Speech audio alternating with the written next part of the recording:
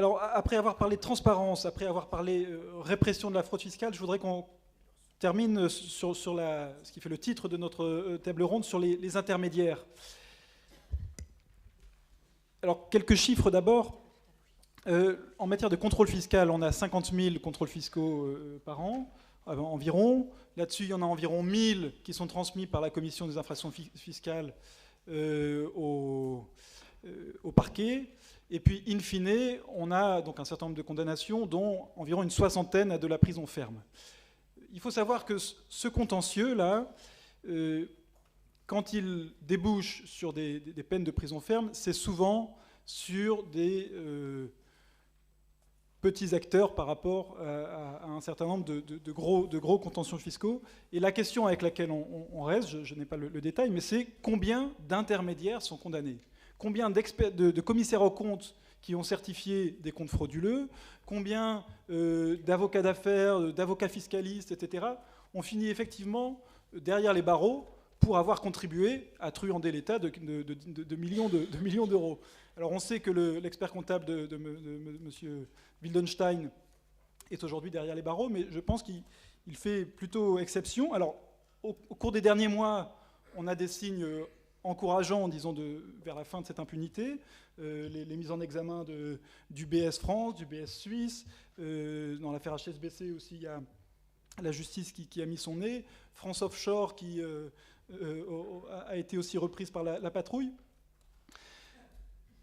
Ma question, c'est est-ce que les obligations aujourd'hui qui pèsent sur les intermédiaires vis-à-vis de la justice, vis-à-vis des autorités anti-blanchiment, Tracfin, etc., est-ce qu'elles sont suffisantes ? Est-ce qu'on peut les contraindre de collaborer davantage avec le fisc ? Et est-ce que les sanctions sont suffisamment dissuasives à leur encontre ? Alors je ne sais pas dans quel ordre. Peut-être Antoine Peillon peut commencer. Témoignage interne d'UBS, je suis branché en permanence sur le cœur du BS France, ce que chaque mot du président actuel, il rigole. Je vous le dis. Ça fait des mois, j'ai les comptes rendus là sur les mois, ça dégouline chaque jour. J'ai des messages qui me disent ce qu'il dit. Sur la procédure actuelle, qui n'est pas rien, elle est historique, avec des juges d'instruction qui peuvent terroriser normalement, eh bien il rigole parce qu'il sait, il estime que quand il sera passé au tribunal et que ça sera payé, on sera dans les ordres de quelques dizaines de milliers d'euros. Alors que ce qu'a récolté UBS, le groupe UBS, sur la fraude fiscale organisée pendant 7 ou 8 ans, c'est de l'ordre du milliard d'euros. Moi j'estimais que c'était 850 millions d'euros, on me dit que c'est finalement plus. Donc pas de peine de prison, aucune. Ceux qui ont été mis en examen là, seront quasiment ensuite sans aucune peine.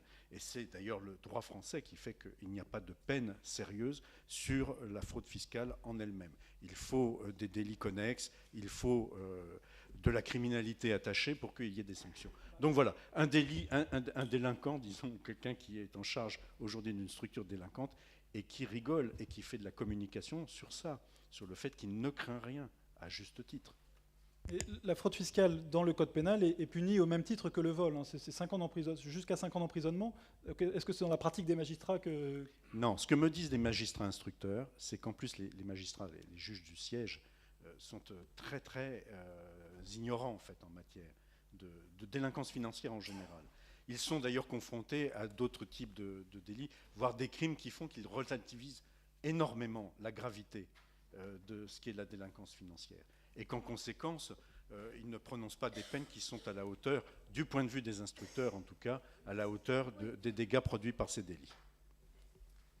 Ça rejoint la question de la formation. Moi j'ai des retours, y compris de sources des entités judiciaires, qui me disent « Waouh, ils sont drôlement naïfs, ou ils ne connaissent pas, ou voilà. » Il y a bien entendu, ils sont très peu nombreux, ils ne sont pas formés spécialement sur ces procédures très complexes et ils ne mesurent pas en réalité la gravité de ces faits. Donc l'ensemble fait que les peines sont tout à fait euphémisées par rapport à la gravité des délits. Chantal ? Oui, alors là on voit que c'est vraiment une question, c'est pas une question qu'il faut modifier la loi, etc. C'est une question de politique pénale. C'est vraiment où est-ce qu'on met les priorités. Et ça vient de la volonté politique d'en haut jusqu'en bas. Je vais vous donner quand même un exemple. Je forme depuis 2005, dans le cadre d'un master, les les enquêteurs aux investigations financières. On avait et je parle au passé parce que c'est assez symptomatique. Donc, une convention de formation des spécialistes des investigations financières. Avec le problème de la crise économique, il a fallu tailler dans les budgets. D'accord ? On taille dans les budgets. Eh bien, on a sacrifié ce master et on veut réduire le nombre d'inspecteurs formés dans le cadre de la licence également. Et l'argument qui m'a été donné est édifiant. Mais vous comprenez, madame, nos gens ne sont pas évalués là-dessus. Ça veut dire que vous voulez répondre à ça, donc terminé. C'est-à-dire qu'on a réussi à monter ces formations parce qu'il y avait des généraux qui étaient vraiment persuadés que l'avenir, c'était les investigations financières. Et puis là, il suffit pour lutter contre la criminalité, oui, il suffit qu'il y ait un changement, qu'il y ait des contraintes budgétaires pour qu'on fasse des coupes sombres là-dedans. Ça veut dire que déjà on en formait 30, 50 par an. Eh bien, voilà, il y en aura encore moins qu'avant. Donc c'est une question de politique pénale. C'est la mission du garde des Sceaux, hein, d'imprimer une politique pénale, mais en matière de fraude fiscale, il n'a pas la main, vous l'avez compris. Donc c'est un vrai problème. Serge Collin, avec une petite question. On sait qu'au Royaume-Uni, aux États-Unis, au Canada, en Australie, etc., on dispose d'une loi qui s'appelle DOTAS au Royaume-Uni, qui contraint les agences qui se sont spécialisées dans l'optimisation fiscale à déclarer au fisc les montages qu'ils commercialisent. Vos collègues britanniques disent on n'a jamais voté une mesure aussi rentable, ça aurait rapporté 12,5 milliards de livres sterling depuis 2004 au Royaume-Uni. Il semble que la proposition ait été faite en France à plusieurs reprises, qu'elle n'ait jamais été adoptée. Pourquoi ? Alors là, pour la première fois, je vais vous dire, là, je ne connais pas suffisamment le sujet pour vous faire des réponses correctes, vous voyez, parce que ce sont éventuellement des procédures qui sont, ou des orientations qui sont données dans certains pays, et vu ce que j'en sais, je ne me permettrai pas de faire un commentaire. Pourquoi en France on ne le ferait pas? Je crois que ce qui est toujours important de dire, c'est que dans des cas comme ça, lorsque certaines bonnes idées sont venues sur le tapis, nous réclamons l'idée de les transposer dans tous les pays européens et pourquoi pas en France. Nos collègues britanniques se sont un peu quand même félicités de ce type d'approche, mais dans le même laps de temps en disant que certes, cette procédure permettait de récupérer un peu plus rapidement et spontanément presque des montants importants de fraude fiscale, mais dans le même laps de temps, il faisait une estimation qu'il y avait encore 120 milliards de livres sterling de fraude fiscale annuelle, et que là, pour le coup, sur ces 120 milliards, ils n'avaient pas, avec ce moyen-là, le moyen d'agir. Donc je ne veux pas en dire plus, je ne peux pas vraiment traiter le sujet de façon technique, donc je m'en abstiendrai, autrement je dirais des bêtises. Merci. Alors, l'heure tourne, donc je vais prendre quelques questions qui me sont remontées, n'est-ce pas, par la CIF de notre salle qui a filtré les...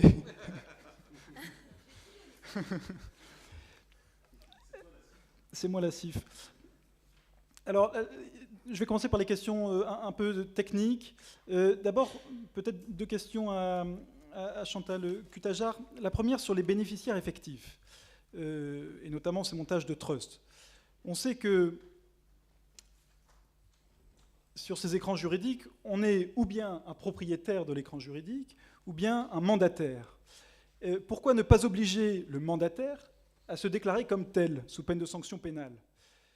Le vrai problème, je crois reconnaître Jacques Terré derrière cette question, c'est l'ambiguïté du trust, à la fois propriétaire et mandataire. Alors, je voudrais une réaction sur ce point spécifique au trust. Et puis, une question qui porte davantage là sur le Luxembourg. Comment le Luxembourg pourrait-il mettre en place des mécanismes de lutte anti-blanchiment? Comment mettre en place l'échange automatique? Par où on commence, grosso modo, si le secret bancaire fait partie de la Constitution? en ce qui concerne le Luxembourg, il ne faut pas oublier que c'est un pays européen. Et il est soumis, comme tous les pays européens, aux directives de lutte contre le blanchiment et le financement du terrorisme. Son secret bancaire, alors, ça c'est pour le blanchiment. Donc la problématique se pose, encore une fois, sur la fraude fiscale. Vous avez vu comment le Luxembourg incrimine la fraude fiscale, donc eux, il n'y a que sur l'escroquerie fiscale qu'ils peuvent faire, et en plus ils reconnaissent une certaine évasion fiscale sur laquelle on n'a pas de prise au niveau des incriminations. Donc, si on veut être performant au niveau de la fraude fiscale, il faut uniformiser les sanctions, il faut uniformiser les qualifications.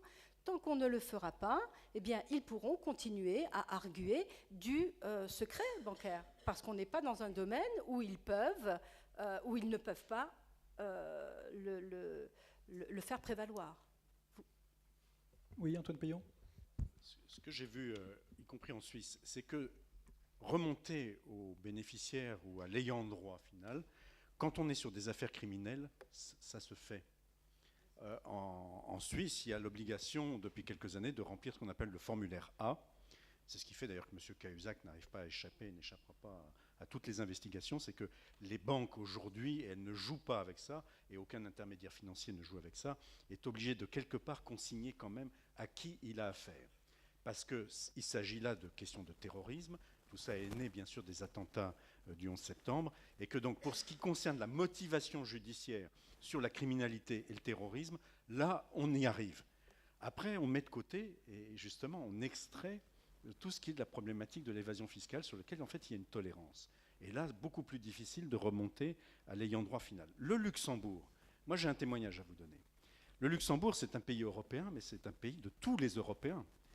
Aujourd'hui, quelle grande entreprise française n'a pas ses comptes offshore, ces procédures d'évasion fiscale abritées par le Luxembourg? Je peux en témoigner pour la presse. Je suis journaliste, je travaille dans un groupe de presse qui a une certaine importance, le groupe Bayard Presse. Je peux vous dire que les dirigeants de ce groupe me témoignent du fait que les pressions bancaires sont fortes sur eux pour qu'ils créent des structures offshore. Comme nos confrères, me disent-ils. Voilà, comme certains de nos confrères de certains grands groupes qui récoltent dans ces structures offshore au Luxembourg les royalties que l'on génère sur la vente de nos produits en Asie notamment. C'est devenu la normalité. Et le groupe, là je parle du secteur de la presse, le groupe de presse qui ne le fait pas est un imbécile et quelqu'un qui est hors de la norme. C'est ça qui se passe. Parce que tout ce qui concerne la fiscalité est hors de portée de toute procédure judiciaire.